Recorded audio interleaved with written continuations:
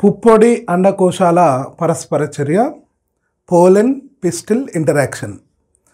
So కీలాగ్రానికి మరియు పరాగరేణు మధ్య సంబంధం ఉంటుంది, చర్యలు జరుగుతాయి. ఆ పుప్పొడి కీలాగ్ర లంబికల్లో ఉన్న కొన్ని చక్కెరలు, అమైనో ఆమ్లాలు వల్ల మొలకెత్తి పరాగనాళం ఏర్పడి కీలం గుండా రవాణా చెంది ఫైనల్గా అండం లోపలికి ప్రవేశిస్తుంది పరాగనాళం. ఆ ప్రవేశించే విధానాన్ని బేస్ చేసుకొని 3 రకాలుగా విభజించవచ్చు. రంధ్ర సంయోగం, దీన్నే పోరోగమి అంటాం. పరాగనాళం కీలం ద్వారా ప్రయాణించి అండాశయంలోని అండంలోకి అండద్వారం గుండా ప్రవేశిస్తే దాన్ని రంధ్ర సంయోగం అంటాం. 80% మొక్కలు రంధ్ర సంయోగం ద్వారానే జరుగుతాయి. అంటే ఏం లేదు, కీలాగ్రం ఇది అండాశయము, ఇది అండము. సో ఇది వక్రాండం అనుకుందాం.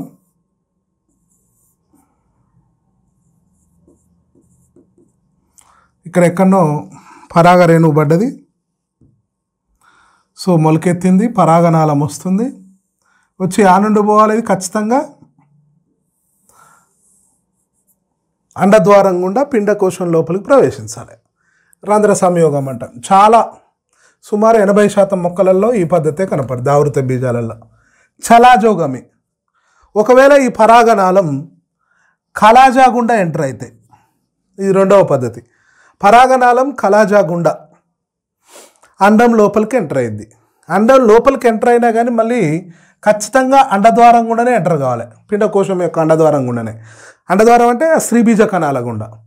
సో కలాజా గుండా ఎంటర్ అయినప్పటికీ పిండకోశం లోపలికి పోయేటప్పుడు మాత్రం స్త్రీబీజ పరికరం గుండా పోవాల్సిందే. సో కలాజా గుండా పోతే కలాజా సంయోగం అంటారు. దీన్ని ట్రూబ్ అనే సైంటిస్ట్ మొట్టమొదటిసారి గుర్తించిండు, ఖాజురైనా అనే మొక్కలో గుర్తించిండు. నెక్స్ట్ మధ్య సంయోగం, ఇది కుకుర్ బీట్స్లో కనపడుద్ది. ఇది అంటే కూరగాయల మొక్కలలో కనపడుద్ది. ఇది కుకుర్ బీట్స్లో ఏం లేదు. కుకుర్ బీట్స్లో పరాగనాళం ఎట్లా ఎంటర్ అవుతుందంటే అండకవచాల గుండా ఎంటర్ అవుతుంది, లేదా అండ వృంతం గుండా ఎంటర్ అవుతుంది. సో ఎట్లా ఎంటర్ అయినా కానీ పరాగనాళం పిండకోశం లోపలికి ప్రవేశించేటప్పుడు ఒక సహాయకణాన్ని పగలగొట్టుకుంటూ పోవాల్సిందే. సో ఒక సినర్జీని డిస్ట్రాయ్ అయింది. ఈ 3 పద్ధతుల్లో కూడా డిస్ట్రాయ్ అయింది. కానీ అండం లోపలికి ప్రవేశించడం మాత్రం అండద్వారం గుండా ప్రవేశించవచ్చు, అలాగే కలాజా గుండా ప్రవేశించవచ్చు, అండ కవచాలు లేదా అండవృంతం ద్వారానైనా ప్రవేశించవచ్చు. కృత్రిమ సంకరణం, ఆర్టిఫిషియల్ హైబ్రిడైజేషన్.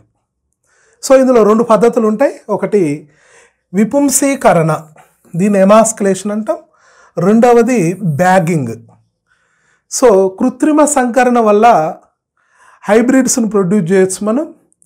తల్లి మొక్కపై ఉన్నప్పుడే ఇది ఎట్లా చేస్తామంటే, మొగ్గ దశలో ఉన్నప్పుడే ద్విలింగ పుష్పాలు ఉండాలి, మొగ్గ దశ అయి ఉండాలి. సో ఇలాంటి మొక్కలను మాత్రమే ఎంచుకుంటాం.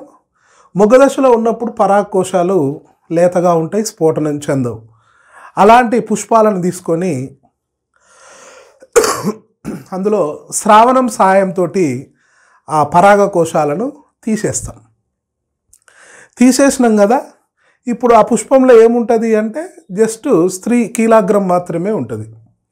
ఇప్పుడు విపుంసీకరణ జరిపిన పుష్పాలను సరైన పరిమాణంలో ఉన్న సంచులలో బటర్ పేపర్తో తయారైన వాటితో కప్పి ఉంచాలి. ఇప్పుడు ఈ ద్విలింగ పుష్పంలో యాంథర్స్ను కట్ చేసినాం కాబట్టి ఏముంటుంది, కీలాగ్రం ఒకటే ఉంటుంది. దాని చుట్టూ పేపర్ తోటి కప్పినాం. ఇది ఎందుకు కప్పాల్సి వచ్చింది అంటే వేరే పుప్పొడి రేణులు వచ్చి పడకుండా. సో అవాంఛనీయ పరాగ రేణువులు పంకీల పరచకుండా నిరోధిస్తుంది. ఇలా పేపర్తో కట్టుకట్టడాన్ని ఏమని పిలుస్తామంటే బ్యాగింగ్ అని పిలుస్తాం. సో ఫస్ట్ పురుష భాగాలను కట్ చేసినాం, తర్వాత దాన్ని చుట్టినాం, పేపర్తో చుట్టేసినాం. దీన్ని విపుంసీకరణ ఎమాస్కులేషన్ అంటాం, దీన్ని బ్యాగింగ్ అంటాం. ఇప్పుడు సంచిని ఏం చేస్తామంటే ఉన్న పుష్ప కీలాగ్రం పక్వ దశకు చేరగానే కొద్ది రోజులు ఆగుతాం. పక్వ దశకు రావాలగా కీలాగ్రం. వచ్చిన తర్వాత మనకు కావలసిన పుప్పొడి రేణువులను తీసుకొచ్చి బ్రష్ తోటి ఆ కీలాగ్రానికి అద్దుతాం. మనకు కావలసినవి మనం సెలెక్ట్ చేసుకున్న పురుష మొక్కలో ఉన్న పుప్పొడి రేణువులను బ్రష్ సహాయంతో ఆ డీబ్యాగింగ్ చేస్తాం. ఇక్కడ అంటే బ్యాగును ఓపెన్ చేసి ఆ బ్రష్ తోటి అద్దుతాం పుప్పొడి రేణువులు. కృత్రిమంగా మనమే పరాగ సంపర్కం చేస్తున్నాం కాబట్టి కృత్రిమ పరాగ సంపర్కం. ఆ తర్వాత మళ్ళీ రీబ్యాగ్ చేస్తాం, మళ్ళీ కట్టగడతాం, దాని మీద డేట్ వేస్తాం. సో ఇప్పుడు ఫలితంగా ఏమవుతుంది, ఆటోమేటిక్గా వాంఛనీయ పుప్పొడి రేణువులను మనం దాని మీద చల్లినాం కాబట్టి పరాగ సంపర్కం, మేలైన పరాగ సంపర్కం జరుగుద్ది, మేలైన విత్తనాలు, మేలైన ఫలాలు ఏర్పడతాయి. సో కృత్రిమ సంకరణం ద్వారా మేలైన మొక్కలను ఉత్పత్తి చేయొచ్చు, మేలైన విత్తనాలను ఉత్పత్తి చేయొచ్చు. నెక్స్ట్ ద్విఫలదీకరణం. మనం ఆల్రెడీ దీని గురించి మాట్లాడుకున్నాం. ద్విఫలదీకరణం, త్రిసంయోగం. సో క్వశ్చన్ ఇలా అడుగుతారు, ఈ క్రింది ఆవృత బీజాలకు సంబంధించిన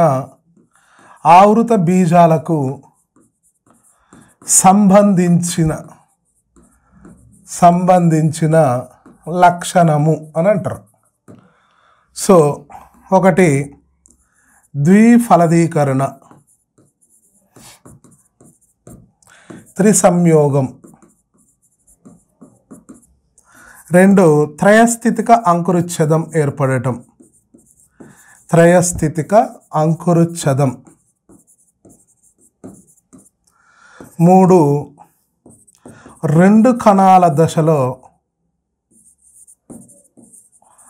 పరాగ రేణువులు విడుదలగుట, పరాగ రేణువులు విడుదలగుట.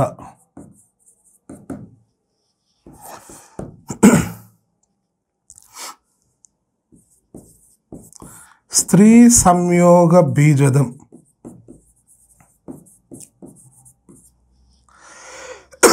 స్త్రీ సంయోగ బీజదంలో అన్ని ఏకస్థితిక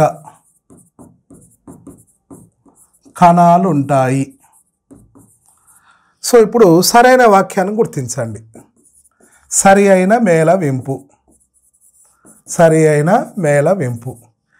ఏ 1 and 2, B 1, 2, 3, C 1 and 3, D 1, 2, 3 and 4. So ఇక్కడ అన్ని స్టేట్మెంట్లను మనకు తెలిసి ఉండాలి. ఆవృత బీజాలకు సంబంధించిన లక్షణం ద్విఫలదీకరణ, త్రిసంయోగం ఆవృత బీజాలది కరెక్ట్ స్టేట్మెంట్. 2 సార్ల ఫలదీకరణ జరుగుద్ది, 3 కేంద్రకాల మధ్య సంయోగం జరుగుద్ది. ఆవృత బీజాలలో అంకురుచ్ఛేదం స్థితి 3n, ఎస్ కరెక్టే. ఆవృత బీజాలలో పరాగ రేణువులు 2 కణాల దశలో విడుదలవుతాయి, ఎస్ స్టేట్మెంట్ కరెక్టే. 4 స్త్రీ సంయోగ బీజదంలో అన్ని ఏకస్థితిక కణాలు ఉంటాయి. ఇంతకు స్త్రీ సంయోగ బీజదం అంటే ఏంది? పిండకోశం. పిండకోశంలో స్త్రీ బీజ కణం ఏకస్థితే, సహాయ కణాలు ఏకస్థితే, ద్వితీయ కేంద్రక కణం ఇది మాత్రం ద్వయస్థితి, ప్రతిపాదక కణాలు ఇవి ఏకస్థితి. సో ద్వితీయ కేంద్రక పిండకోశంలో ద్వయస్థితిలో ఉన్న ఏకైక కణం ఏది అంటే ద్వితీయ కేంద్రక కణం. కానీ ఇక్కడ స్టేట్మెంట్లు ఏమి ఇచ్చిండు? అన్ని ఏకస్థితిక కణాలు ఉంటాయని ఇచ్చిండు. కాబట్టి 4వది రాంగ్ స్టేట్మెంట్. ఇప్పుడు దీని ప్రకారంగా చూడండి, 1 and 2 A, B 1, 2, 3. So 1, 2, 3 correct అంటుండు. So answer is 1, 2, 3. C 1 and 3 అన్నాడు, డి 1, 2, 3, 4 అన్నాడు. సో రైట్ ఆన్సర్ ఏది అంటే బి. సో ఈ టైప్ క్వశ్చన్స్ ఇస్తారు అన్నట్టు, అన్ని కన్సాలిడేటెడ్గా ఇస్తారు, మనకు ఓవరాల్ అవగాహన కోసం ఇస్తారు. సో ఇవే మనకు ఆడ ఇచ్చారు. లేత కొబ్బరికాయలో కొబ్బరి నీరు అనేది స్వేచ్ఛా కేంద్రకయుత అంకురుచ్ఛేదమే. సో కొబ్బరికాయను తీసుకున్నట్లయితే, సో ఇది పిండకోశం అనుకుందాం. మొదటి ఫలదీకరణ వేటి మధ్య జరిగింది? పురుష బీజకణం, స్త్రీ బీజకణం 2 కలిసి జైగోట్ ఏర్పడ్డది. ఈ జైగోటు తర్వాత ఏమైంది? పిండమైంది. సో మొదటి ఫలదీకరణ ఫలితంగా పిండం వచ్చింది. రెండవ ఫలదీకరణ, రెండవ పురుష బీజకణం మరియు ద్వితీయ కేంద్ర కణంతో కలిసి త్రయస్థితిక అంకురుచ్ఛేదం ఏర్పడింది. సో దీన్ని ఏమని పిలిచినాం మనం? ద్రవరూప అంకురుచ్ఛేదం కొబ్బరిలో అయితే. సో ఇది కోకోనట్ అనుకుంటే ద్రవరూప అంకురుచ్ఛేదం. చూడండి, మొదటి ఫలదీకరణనేమో కొబ్బరిలో పిండాన్ని ఇస్తే, రెండవ ఫలదీకరణనేమో కొబ్బరి నీళ్ళని ఇచ్చింది. ఆ నీళ్ళు ఏంటివి? అవి ద్రవ రూపంలో ఉన్న అంకురుచ్ఛేద కణాలు. ఇది ఏ స్థితిలో ఉంటుంది? అంకురుచ్ఛేదం త్రయస్థితి. పిండం ఏ స్థితిలో ఉంటుంది? ద్వయస్థితి. సో కొబ్బరి బోండంలో పిండము ఉంది, నీళ్లు ఉన్నాయి. నీళ్ళనేమో ద్రవరూప అంకురుచ్ఛేదం అంటాం. కొన్నాళ్ళు ఈ నీళ్ళని తాగలేదనుకో కుడకగా మారుద్ది. ఇప్పుడు దీన్ని ఏమని పిలుస్తాం? కుడకను ద్రవరూప బదులు ఘనరూప అంకురోచ్ఛేదము అంటాం, కోబ్రా అంటాం. మొత్తమే త్రయస్థితి. సో ఇక్కడ కొబ్బరి నీరు అనేది స్వేచ్ఛాయుత కేంద్రక అంకురోచ్ఛేదమే. స్థితి ఎట్లుంటుంది? త్రయస్థితి. రైట్. అంకురోచ్ఛేదం ఆధారంగా విత్తనాలు 3 రకాలు. ఒకటి అంకురోచ్ఛేద సహిత విత్తనాలు, అంకురోచ్ఛేద రహిత విత్తనాలు. మూడవది అంకురోచ్ఛేదం ఏర్పడని విత్తనాలు. సో విత్తనాలను 3 రకాలుగా విభజించడం బేస్డ్ ఆన్ ద ఎండోస్పెర్మ్. వీటిని ఇంకేమని పిలుస్తామంటే ఆల్బుమినస్ సీడ్స్ అంటాం ఇంగ్లీష్లో. అంకురోచ్ఛేదం లేకపోతే ఎక్స్ ఆల్బుమినస్ సీడ్స్ అంటాం. వీటిని నాన్ ఎండోస్పెర్మ్ సీడ్స్ అంటాం. నాన్ ఎండోస్పెర్మ్ సీడ్స్ ఇంగ్లీష్లో కూడా గుర్తుపెట్టుకోవాలి. వీటిని ఏం లేదు, అంకురోచ్ఛేద సహిత విత్తనాలు. ఫలదీకరణ అయిపోయింది, అండం విత్తనం అయింది. అండం ఎట్లయింది? విత్తనం అయింది. ఈ విత్తనంలో చుట్టూ విత్తన కవచాలు ఎట్లాగుంటాయి? విత్తనం లోపల పిండం ఉన్నది. ఈ పిండం పెరగడానికి కొంత అంకురోచ్ఛేదం ఖర్చు అయింది, అయినా ఇంకా కొంత అంకురోచ్ఛేదం మిగిలిపోయింది. చూడండి. సో ఇంకా కొంత అంకురోచ్ఛేదం మిగిలిపోయింది. పిండం అభివృద్ధికి పోగా విత్తనాలలో ఇంకా కొంచెం అంకురోచ్ఛేదం మిగిలింటే ఇలాంటి విత్తనాలను అంకురోచ్ఛేద సహిత విత్తనాలు ఆల్బుమినస్ సీడ్స్ అంటాం. ఎగ్జాంపుల్ కొబ్బరి, అలాగే అన్ని సీరియల్స్, వరి, గోధుమ, జొన్న, మొక్కజొన్న, ఆముదం, ఇవన్నీ కూడా దీని కిందకు వస్తాయి. సో ఆముదం, కొబ్బరి, ఆల్ సీరియల్స్, అన్ని తృణధాన్యాలు. నెక్స్ట్ అంకురోచ్ఛేద రహిత విత్తనాలు. అండం అనేది విత్తనం అయింది, పిండం ఏర్పడ్డది. ఇందులో అంకురోచ్ఛేదం లేదు, ఖాళీ, ఎంటీ, ఏం లేదు, అంకురోచ్ఛేదం లేకుండా అయిపోయింది.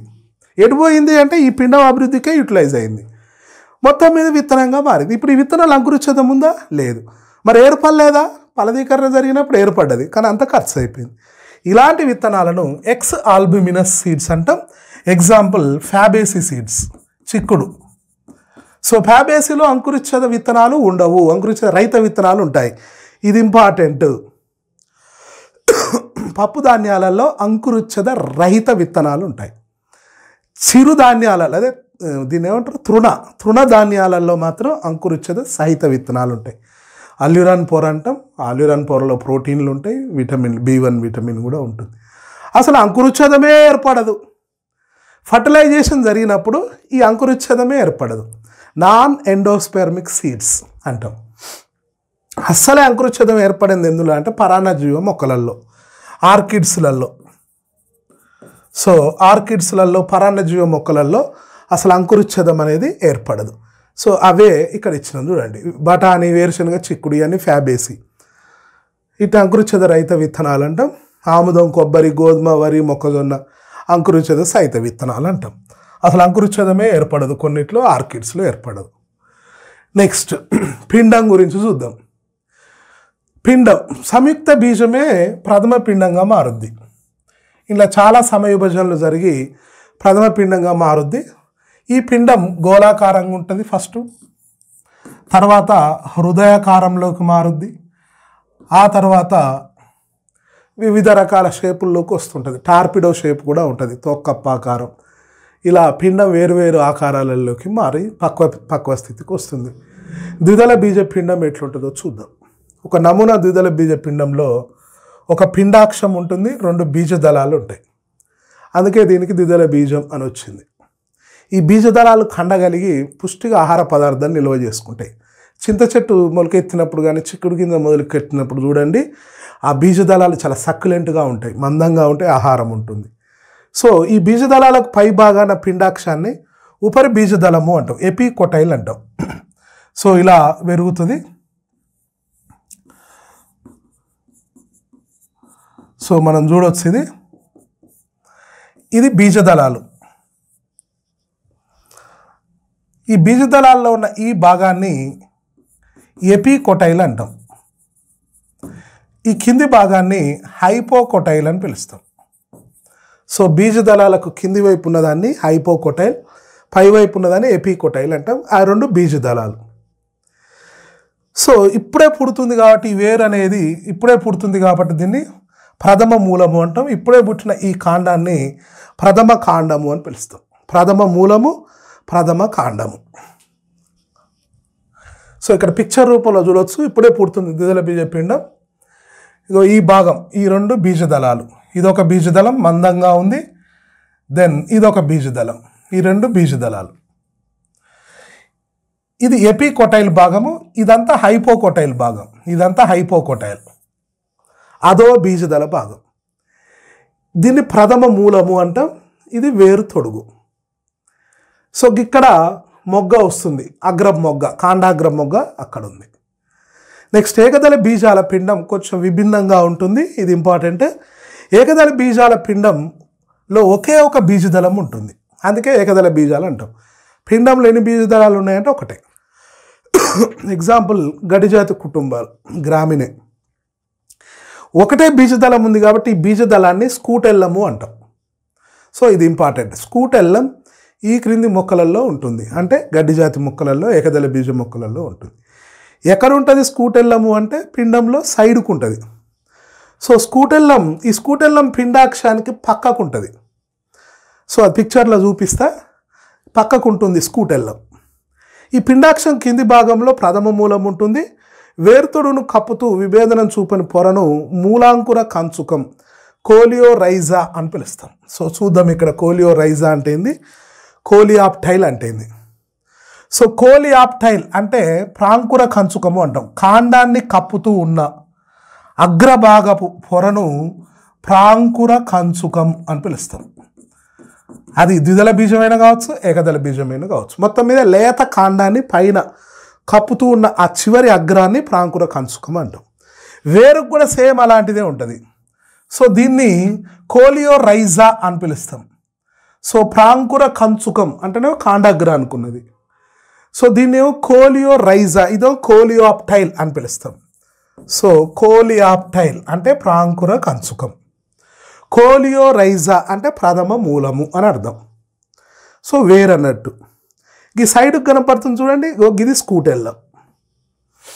సో పిండానికి పక్కగా పార్శ్వంగా కనిపించే భాగాన్ని స్కూటెల్లము అని పిలుస్తాం. స్కూటెల్లం పై భాగాన కలిసి ఉన్న పిండాక్ష భాగాన్ని ఉపరి బీజదళము అంటాం.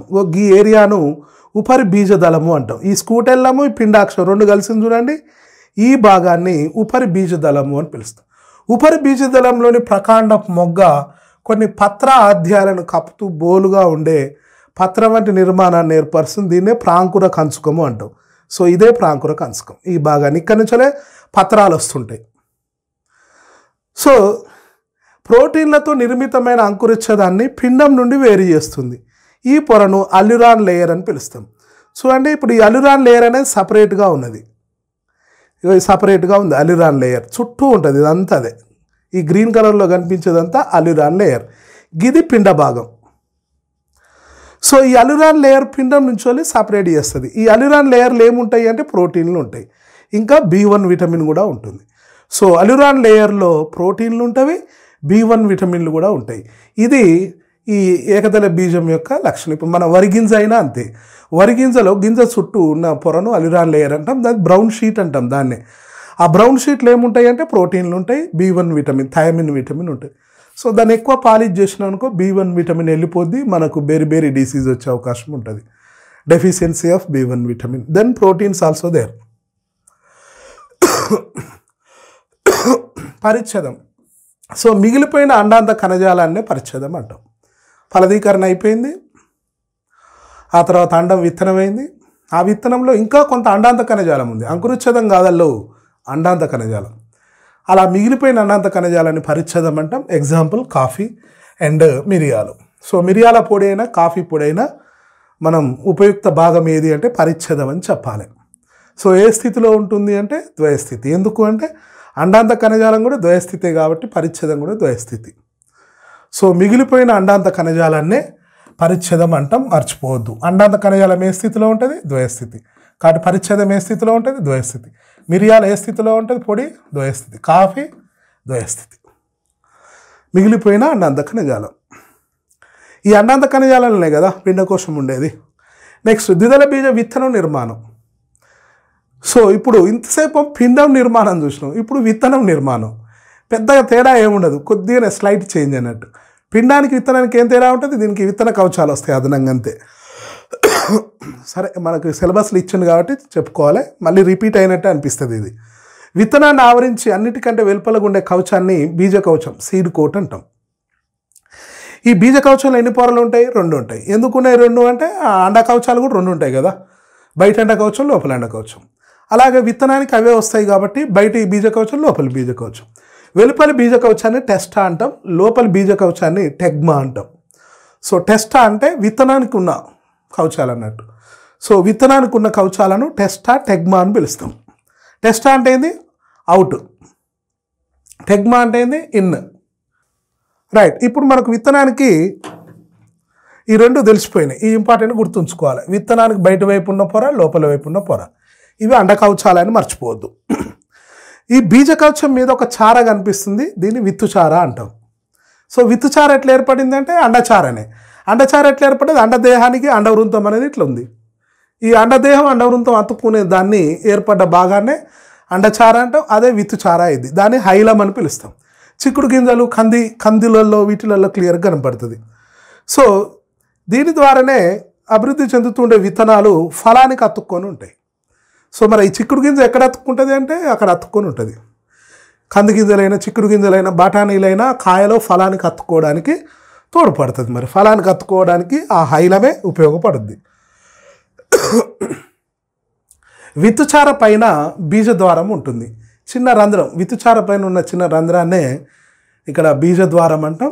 ఈ రంధ్రం గుండెనే నీరు లోపలికి పోయి ఉబ్బడానికి, నిపానం జరిగి మొలకెత్తడానికి ఉపయోగపడుతుంది అన్నట్టు. బీజదళాలు ఖండగలిగి ఆహార పదార్థాలతో నిండి ఉంటాయి, అంతే కదా. భవిష్యత్తులో ఈ బీజదళాలే మొక్కను పోషిస్తాయి కొంతకాలం వరకు. దానికి స్వతంత్రంగా పత్రాలు వచ్చేంత వరకు, వేరు వ్యవస్థ డెవలప్ అయ్యేంత వరకు ఈ బీజదళాలే వాటికి ప్రధాన ఆహార కేంద్రాలు. పిండాక్షం 2 కొనలలో ఒకవైపు ప్రథమ మూలం, రాడికల్ అంటాం, మరోవైపు ప్రథమ కాండం, ప్లిమ్యూల్ అంటాం. సో కింది వైపు రాడికల్, పై వైపు ప్లిమ్యూల్, ప్రథమ కాండం అనేది డెవలప్ అయింది. సో ఆముదంలో అంకురోచ్ఛేద విత్తనాలు ఉంటాయి, చిక్కుడులో అంకురోచ్ఛేద రహిత విత్తనాలు ఉంటాయి. ఈ పాయింట్ చాలాసార్లు వస్తుంది, గమనించాలి, కన్ఫ్యూజ్ కావద్దు, ఇక్కడ బిట్టుబడే అవకాశం ఉంటుంది. అంకురోచ్ఛేద విత్తనాలు, అంకురోచ్ఛేద సహిత విత్తనాలు, అంకురోచ్ఛేద రహిత విత్తనాలు. నెక్స్ట్ వచ్చేసి ఏకదళ బీజ విత్తనం నిర్మాణం. సాధారణంగా ఏకదళ బీజ విత్తనాలు అంకురోచ్ఛేదయుతంగా ఉంటాయి. సో గడ్డిజాతి మొక్కలు, ఫర్ ఎగ్జాంపుల్ మనం తినే బియ్యం కావచ్చు, గోధుమలు కావచ్చు, అన్నిట్లో కూడా అంకురోచ్ఛేదం ఉంటుంది. ఆర్కిడ్ మొక్కలలో మాత్రం విత్తనాలు అంకురోచ్ఛేద రహిత, అసలు అంకురోచ్ఛేదం ఏర్పడదు, రహితం అనొద్దు. ఇక్కడ రహితం అనే పదం వాడినాం కానీ అంకురోచ్ఛేదమే ఏర్పడదు అని గుర్తుంచుకోవాలి. అసలు అంకురోచ్ఛేదం ఏర్పడితేగా ఫస్ట్ సహితమా రహితమా బదులు. సో అంకురోచ్ఛేదం ఏర్పడదు, అలాంటి దానికి ఎగ్జాంపుల్ ఏది అంటే ఆర్కిడ్ విత్తనాలు. ధాన్యాలలో అంకురోచ్ఛేదాన్ని ఆవరించి ఉండే వెలుపల పొరను ప్రోటీన్లతో నిర్మితమై ఉంటుంది, దీన్నే అల్యూరాన్ పొర అంటాం. అంకురోచ్ఛేదాన్ని పిండం నుంచి వేరు చేస్తుంది అల్యూరాన్ పొర. సో అల్యూరాన్ పొర అనేది అంకురోచ్ఛేదాన్ని, పిండాన్ని వేరు చేస్తూ ఉంటుంది. పిండం చిన్నదిగా ఉండి అంకురోచ్ఛేదానికి ఒకవైపు ఉండే గాలిలో ఇమిడి ఉంటుంది ఇది. సో పిండం చిన్నగా ఉంటుంది ఏకదళ బీజాలలో, ఎందుకంటే ఒకటే బీజదళం కదా, అదొక గ్రూవ్, ఒక గాడిలో ఉన్నట్టు అనిపిస్తుంది. ఆ పిండం చుట్టే ప్రథమాక్షం కూడా ఉంటుంది. పిండంలో పెద్దదిగా డాలు, షీల్డ్ ఆకారంలో ఉండే ఒకే బీజదళాన్ని స్కూటెల్లం అంటాం. సో ఇది పక్కకు ఉంటుందని కూడా అనుకున్నాం. దీంతోపాటు రస్వాక్షం, ప్రథమ మూలం, ప్రథమ కాండంతో ఉంటుంది. సో ఒకవైపు స్కూటెల్లం, ఇంకోవైపు ప్రథమాక్షం, కింది వైపు ప్రథమ మూలం. ఇందాక పిక్చర్ కూడా చూసినాం. సో ఇది ప్రథమాక్షం, ఇది స్కూటెల్లం, ఇది ప్రథమ మూలం. సో ఇక్కడ పిండం ఉంటుంది, ఇది పిండాక్షం అని పిలుస్తాం. ఈ భాగాన్ని అదో దాన్ని ఎపికొటైల్ అంటాం. ఎపికొటైల్. ఈ ప్రథమ ఖండాన్ని ఆవరించి ప్రాంకుర కంచుకం కోలియాప్టైల్. మనం ఫైటో హార్మోన్లలో నేర్చుకున్నాం చూడండి, అవీనా వక్రత పరీక్షలో లేదా డార్విన్ ఓటు క్యానరీ గడ్డి యొక్క ప్రాంకుర కంచకం పైన చేసిండు ప్రయోగాలు. అగార్ దిమ్మలో ఆక్సిజన్లను సేకరించిండు, ప్రాంకుర కంచకం పైన పెట్టిండు. అంటే గిదే ప్రాంకుర కంచకం. ప్రాంకుర కంచకం అంటే ప్రథమ కాండానికి పై వైపున కొన భాగంలో ఉన్నదాన్నే ప్రాంకుర కంచకం అని పిలుస్తాం. కాండం, లేత కాండం యొక్క కొన, దాన్ని ప్రాంకుర కంచకం కోలియాప్టైల్. మూలాంకుర కంచకం కోలియోరైజా, వేరు యొక్క కొన, లేత కొన భాగాన్ని మూలాంకుర కంచకం కోలియోరైజా అనేది తొడుగుంటుంది. సో అవి చాలా లేత భాగాలు అని అర్థం. ఫలం విత్తనాల ప్రాముఖ్యత. అండకవచాలు గట్టిపడి మందంగా ఉండే బీజ కవచాలుగా మారుతాయి. బీజద్వారం అనేది చిన్న రంధ్రంగా బీజకవచంలోనే ఉంటుంది. విత్తన అంకురణ సమయంలో ఆక్సిజన్ కావాలి, నీరు కావాలి. ఈ రెండు విత్తనం లోపలికి ప్రవేశిస్తేనే మొలకెత్తుద్ది. సో ఇది ఇంపార్టెంట్ లైన్. విత్తనం అంకురించాలి అంటే నీరు, ఆక్సిజన్ ఉండాలి, అట్లయితేనే మొలకెత్తుద్ది. అవి ఉండగానే సరిపోదు, లోపలికి ప్రవేశించగలగాలి. ఎప్పుడైతే ఈ రెండు లోపలికి పోతుందో జీవం వస్తుంది. ఆ భాగాలకు నీరున్నది కాబట్టి ఎంజైములు క్రియావంతమై శక్తి విడుదలై జర్మినేట్ అయింది. సో మొలకెత్తే విత్తనాలలో శ్వాసక్రియ వేగంగా ఉంటుంది కాబట్టి ఆక్సిజన్ అవసరం. కొబ్బరికాయలు నీటిపై తేలడం, అవును తేలుతాయి. ఎందుకు? అది డ్రూప్, ఫలం ఎండిపోయి ఉంటుంది. బాహ్య ఫలకవచంలో కణాంతర అవకాశాలు ఎక్కువ ఉండి ఖాళీ ప్లేస్ ఉంటుంది. మార్టీనియా తేలికొండికాయ, దీన్నే మార్టీనియా టైగర్ క్లా ప్లాంట్ అంటాం. టైగర్ క్లా ఇట్లా ఉంటుంది కదా, దాని ఫ్రూట్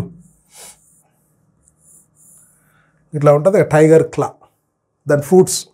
సో దాన్ని మార్టీనియా అని పిలుస్తాం. తేలుకొండికాయ చెట్టు. టైగర్ క్లా అంటే పులి గోరు లాగా ఉంటుంది. ఇది జంతువుల శరీర రోమాలకు అంటిపెట్టుకుంటుంది. సో బఫెలోస్ కానీ, చిన్న చిన్న దుడ్డెలు కానీ ఆవులకు ఈ తోకల కాటికిటికి అంటుకొని పోతుంటాయి. ఇవి జామ, మర్రి విత్తనాలను పక్షులు తింటాయి. వాటి జీర్ణనాళం గుండా అవి ప్రవహిస్తేనే ఆ ఆమ్లాలకు వాటి విత్తనాల చుట్టూ ఉన్న పొరలు కరిగిపోయి విత్తనాలు మొలకెత్తుతాయి, మృదువుగా మారి మొలకెత్తుతాయి. ఆర్కిడ్ విత్తనాలు సూక్ష్మంగా ఉండి ఎక్కువ సంఖ్యలో ఉత్పత్తి అవుతాయి. సో ఆర్కిడేసి, ఆర్కిడ్స్ అంటే ఏంది? ఆర్కిడేసి కుటుంబానికి చెందిన మొక్కలు.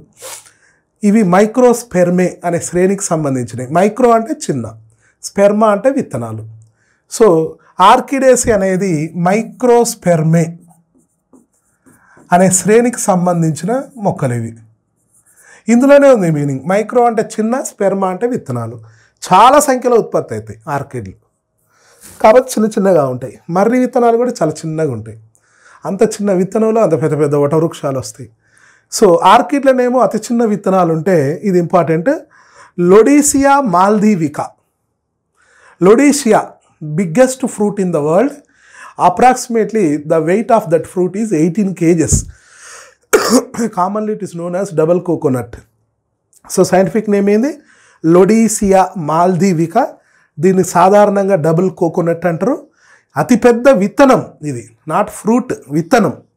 సో 30 సెంటీమీటర్ల పొడవు, 90 సెంటీమీటర్ల చుట్టుకొలత, 18 కిలోల బరువాటు ఇది. అయ్యా, ఇక ఫ్రూట్ అన్నా విత్తనం అన్నా అదే. ఫ్రూట్ పలసగా ఉంటట్టుంది, విత్తనం చుట్టూ పలకవచం పలసగానే ఉంటుంది. సో ఇది విత్తనం అనొద్దు, ఫలం అనాలి. నేను ఇక్కడ విత్తనం అనే రాసిన బుక్కులు ఎట్టుందో అట్లా. బట్ లొడీషియా ఈజ్ ఏ ఫ్రూట్, ఇది నాట్ సీడ్. సో సరే, సీడ్ కూడా ఇదే పెద్దగా ఉండొచ్చు, ఇంకేముంది. లొడీషియాలో అత్యంత పెద్ద అయిన ఫ్రూట్ ఉన్నది, విత్తనం కూడా ఉంది. దాని చుట్టుకొలతలతో సహా ఇచ్చి చూడండి, 18 కిలోలట లొడీషియా. ఆర్కిడ్దేమో చిన్నగా ఉంటుంది, మర్రి విత్తనం కొంచెం పెద్దగా ఉంటుంది. ఆర్కిడ్దే ఇంకా చిన్నగా ఉంటుంది అన్నట్టు. మర్రి విత్తనాల కన్నా ఆర్కిడ్ విత్తనాలు చిన్నగా ఉంటాయి. సో ఇంకొకటి ఆర్కిటిక్ టుండ్రా. టుండ్రా అనేది టండ్రా. ఆర్కిటిక్ టండ్రాలు యాడ్ ఉంటాయి, ఆర్కిటిక్ ఏరియాలో ఉంటుంది. So north pole. సో ఇది ఇది అనుకుంటే భూమధ్య రేఖ అనుకుంటే సో ఈ ప్రాంతం అంతా కూడా ఆర్కిటిక్ జోన్ అంటాం, ఈ ప్రాంతాన్ని అంతా అంటార్కిటిక్ జోన్ అంటాం. సో ఈ ఆర్కిటిక్ ఎగ్జాక్ట్లీ దీన్ని పోల్ అంటాం, ధ్రువం. కానీ ధ్రువానికి సమీపంలో ఉన్న ఈ ప్రాంతాన్ని ఆర్కిటిక్ ధ్రువ ప్రాంతాలు అని పిలుస్తాం.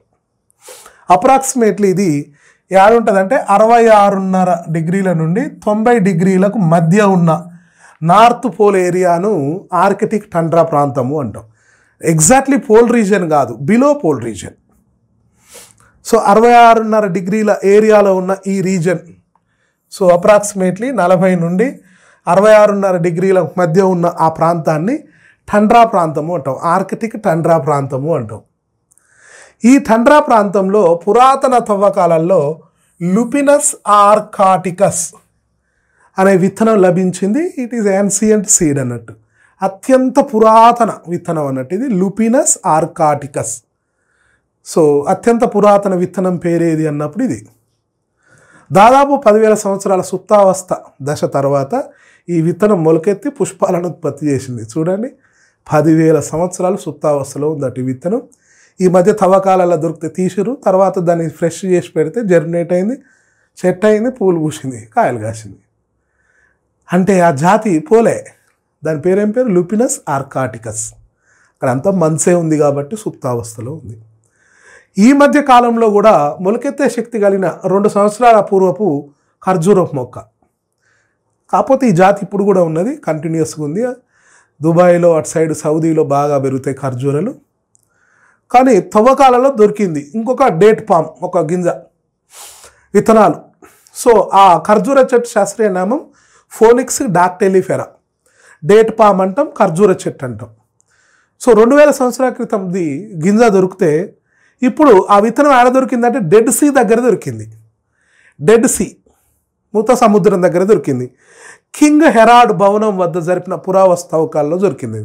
డెడ్ సీ అంటే ఉప్పు, ఆ ఉప్పు ప్రాంతాల్లో దొరికింది కాబట్టి ఆటోమేటిక్గా ఆక్సిజన్ దొరకక అది సుప్తావస్థలో ఉంటుంది.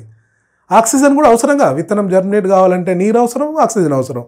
సో ఉప్పు నీళ్ళల్లో ఆక్సిజన్ ఉండదు కాబట్టి అది సుప్తావస్థలోకి పోయింది. 2000 సంవత్సరాల నాటి గింజ ఇప్పుడు దొరికింది, దానికి ఆక్సిజన్ వాటర్ అన్ని సమృద్ధిగా అందిస్తే జర్మినేట్ అయింది అది. అంటే ఇంకా యాక్టివ్గానే ఉంది, దానిలో జీవం యాక్టివ్గా ఉండడం అనేది గ్రేట్ అన్నట్టు. నెక్స్ట్ ఆర్కిడ్లు, వరబాంకి, స్ట్రైగా ఫలాలలో కొన్ని వేల సంఖ్యలో అతి చిన్న విత్తనాలు ఉంటాయి. వరబాంకి, స్ట్రైగా ఇవి పరాన్నజీవ మొక్కలు. ఇవి ఆర్కిడ్ ఏమో ఆర్కిడేసికి సంబంధించిన ఏకదళ బీజ మొక్క, వరబాంకి, స్ట్రైగా అనేదేమో పరాన్నజీవ మొక్కలు.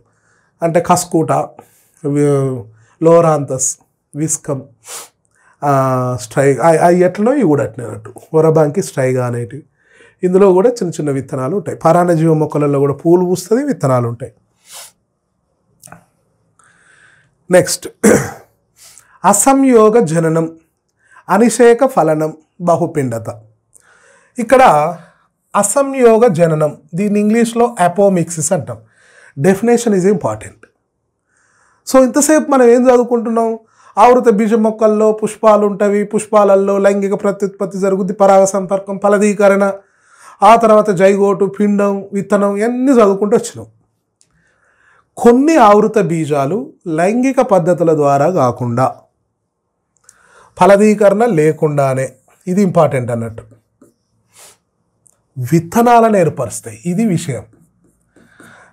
ఫలదీకరణ లేకుండా మొక్కలను ఏర్పరిస్తే ఏం బాధలేదు, కానీ ఇక్కడ విత్తనాలను ఏర్పరుస్తున్నాయి. అసలు ఫలదీకరణ జరిగితేనే కదా విత్తనం తయారయ్యేది. కానీ ఫలదీకరణ లేకుండా, పరాగ సంపర్కం లేకుండా విత్తనాలను ఏర్పరిస్తే ఆ పద్ధతిని అసంయోగ జననం, అపోమిక్సిస్ అంటారు. ఎగ్జాంపుల్ ఆస్ట్రరేస్లో కొన్ని జాతులు, గడ్డి జాతులు. ఈ డెఫినేషనే ఇంపార్టెంట్, గుర్తుపెట్టుకోండి. జతపరచుట్లో కానీ ఇట్లా సెంటెన్స్లలో కానీ అడుగుతారు, డెఫినేషన్ బై హార్ట్ చేయాల్సిందే. నెక్స్ట్ అనిషేక ఫలనం, ఇది చాలాసార్లు వస్తుంది. సో ఇక్కడ ఫలనం అంటే ఏంది, పండు ఏర్పడాలి, ఎడుబడి. ఫలదీకరణ జరగకుండానే అండాశయం పండు కావాలి, ఫలదీకరణ జరగొద్దు. అండాశయం ఎట్లయితుంది, ఇమ్మీడియట్గా ఫలం ఏర్పడుతుంది. జనరల్గా ఫలదీకరణ తర్వాత అండాశయం పండు అయింది, అలాంటప్పుడు లోపల ఉన్న అండాలు గింజలు అవుతాయి. కానీ ఇక్కడ ఫలదీకరణ లేదు కాబట్టి అండాశయం పండైంది కానీ లోపల ఉన్న విత్తనాలు మాత్రం కావు. అందుకే అనిషేక ఫలనం, విత్తనాలు లేని ఫలాలు తయారవుతాయి. ద్రాక్ష, అరటి తొందరపడడం అన్నట్టు. ఫలదీకరణ జరగకముందే అండాశయం తొందరపడి పండైంది. మరి ఆ పరాగ సంపర్కమే జరగదే, పరాగనాళమే రాదే, ఫలదీకరణ జరగదే, ఇత్తులు గింజలే కాదు, లోపల గింజలు కావాలి కదా, ఆ గింజలు కావు, ఆ ప్రాపర్గా కావు కాబట్టి గింజలు ఏర్పడవు లోపల. కానీ ఇది మనకు కలిసి వస్తుంది. గింజలు లేని ఫలాలు మనకు కలిసి వస్తాయి, తినడానికి ఆగి ఉంటుంది. ద్రాక్ష కావచ్చు, వాటర్ మెలన్ కావచ్చు, అరటి కావచ్చు, టమాటా కావచ్చు, ఇలాంటివన్నీ మనకు కొంచెం ఫేవర్ అన్నట్టు. సిట్రస్, నారింజ, మామిడి. సో ఈ మూడిట్లలో ఇలా గుర్తుపెట్టుకోవాలి. సిట్రస్ కనీసం ఇదన్నా గుర్తుండాలి. ఒక సిట్రస్ గింజను తీసుకోండి, నిమ్మకాయలు తింటుంటాం కదా, ఆ గింజలు నల్సండి, లోపలన్నీ పేపర్ లాగా ఒక 30-40 చిన్న చిన్న పేపర్ లాంటివి వస్తాయి. అవన్నీ పిండాలు, సుమారు 40 ఉంటాయి. నిమ్మకాయ గింజ కానీ నారింజ గింజను కానీ నలిపితే లోపల చిన్న చిన్న పేపర్ లాంటి నిర్మాణాలు వస్తాయి, అవన్నీ పిండాలి. 40 ఉంటాయి దాదాపుగా. ఒక్కటే పిండం ఉండాలి లెక్క అయితే, కానీ ఎన్ని ఉన్నాయి? చాలా పిండాలు ఉన్నాయి కాబట్టి బహుపిండత. సిట్రస్, నారింజ, మామిడి ఇలాంటి మొక్కలలో బహుపిండత సాధారణంగా కనపడుతుంది. ఇది సర్వసాధారణమైన ఒకే విత్తనంలో ఒకటి కంటే ఎక్కువ విత్తనాలు ఉంటుందని బహుపిండత అంటాం. మరి ఇన్ని పిండాలు ఎట్లా ఏర్పడ్డాయి? పిండకోశం ఒకటే కదా ఉండేది, ఒక పిండకోశం ఉంటే ఒకటే పిండం ఏర్పడాలి. మరి ఇన్ని ఎట్లా ఏర్పడ్డాయి అంటే పిండకోశం చుట్టూ ఉన్న అండాంత కణజాలం ఉంటుంది కదా, ఆ కణాలన్నీ పిండకోశం లోపలికి వస్తాయి. పిండకోశం చుట్టూ ఉన్న అండాంత కణాలన్నీ పిండకోశం లోపలికి వచ్చి అవన్నీ పిండాల్లాగా మారుతాయి.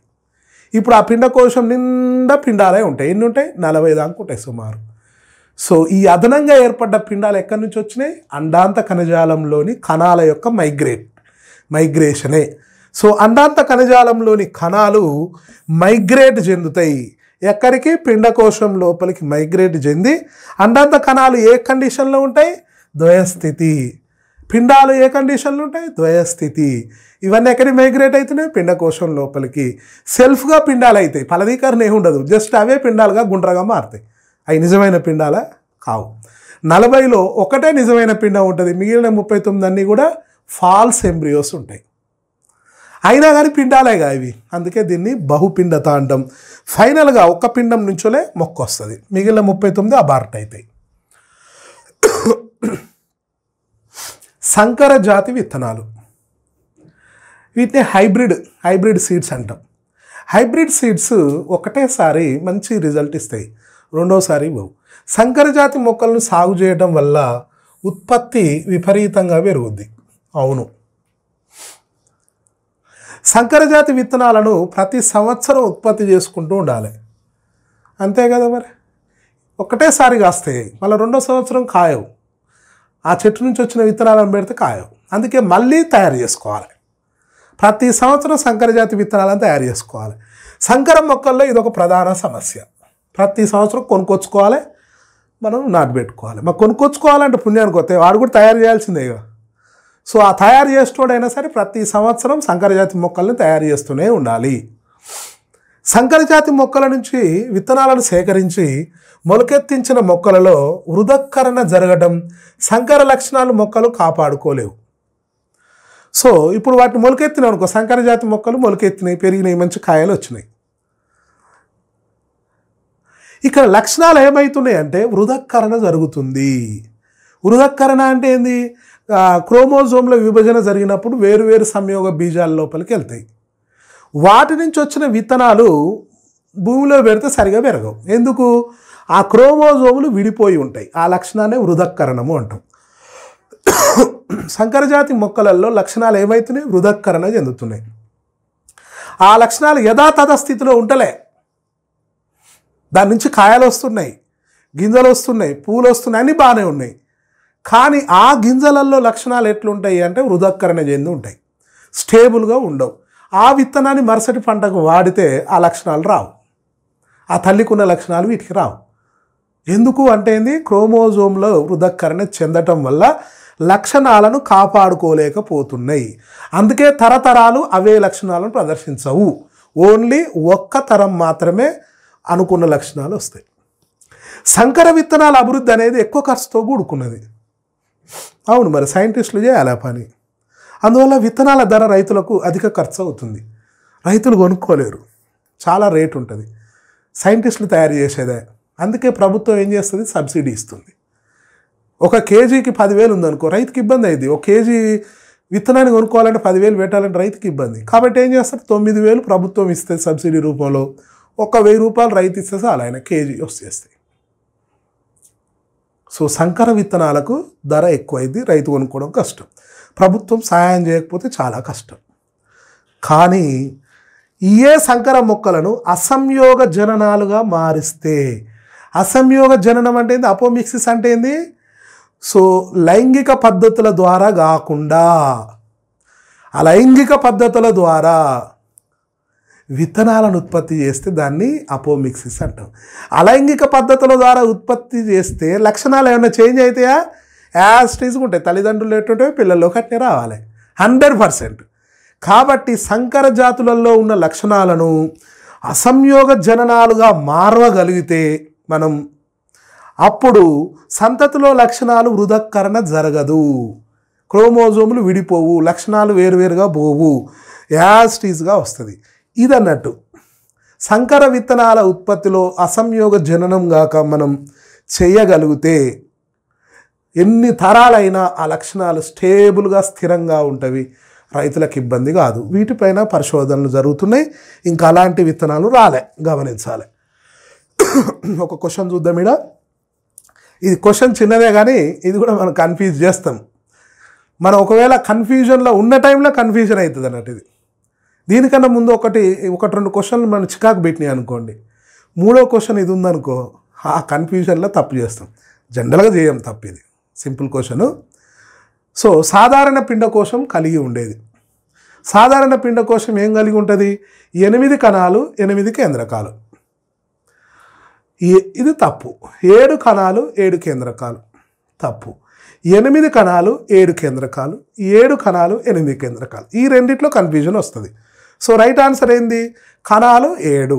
ఎందుకంటే ద్వితీయ కేంద్రక కణంలో 2 కేంద్రకాలు ఉంటాయి. కాబట్టి కేంద్రకాలు 8 ఉంటాయి, కణాలు మాత్రం 7 ఉంటాయి. So 4th one is the right answer. Right. ఇంకొకటి గమనించాలి, ఈ క్రింది జాబితాలను అధ్యయనం చేయండి. జాబితా 1, జాబితా 2. ఏ కీటక పరాగ సంపర్కం కీటకాల ద్వారా జరుగుద్ది, ఓఫియోఫిలి, కిరాప్టరోఫిలి, థెరోఫిలి. సో ఇదొకటి డైరెక్ట్గా కనపడుతుంది మనకు కీటక పరాగ సంపర్కం అని.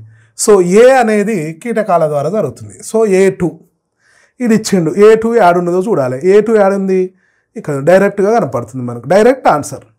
ఎంత ఈజీగా ఉన్నదో చూడండి, కన్ఫ్యూజ్ కావాల్సిన అవసరం లేదు ఇక్కడ. సరే మిగిలిన కూడా కరెక్ట్ లేదు చూద్దాం. ఓఫియోపిలి అంటే పాముల ద్వారా జరిగేది. పాములు ఆడుంది B1. So B1 right. Chiropterophily గబ్బిలాలు ఆడున్నాయి 5th ప్లేస్. So C5.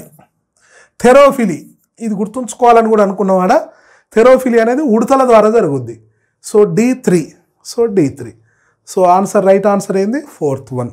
ఓసారి క్వశ్చన్ పెద్దగా ఉంటుంది కానీ చాలా సింపుల్గా గుర్తుపట్టవచ్చు మనం. ఓసారి చిన్నగా ఉంటుంది కానీ కన్ఫ్యూజ్ చేస్తుంది. సో ఇక్కడ ఇది టైం కిల్లింగ్ క్వశ్చన్ అంతే తప్ప చాలా ఈజీగానే ఉంటుంది. క్వశ్చన్ చూడగానే భయపడాల్సిన అవసరం ఉండదు.